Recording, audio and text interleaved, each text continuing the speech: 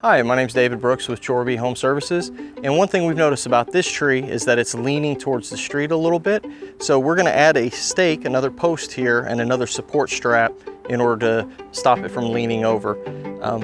We're going to go ahead and show you exactly how we'd figure out where we'd want to place that support strap. So if you want to do this yourself, you could do it.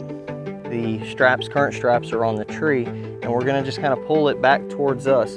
And as you can see, right here is where we have a bit of a flex point. So just right above that is where we're going to want the next strap to be, right above that flex point. And then what we're going to do is add a stake and another strap like we have up here to stabilize this tree further and keep it from leaning. And then we'll show you what that finished product looks like.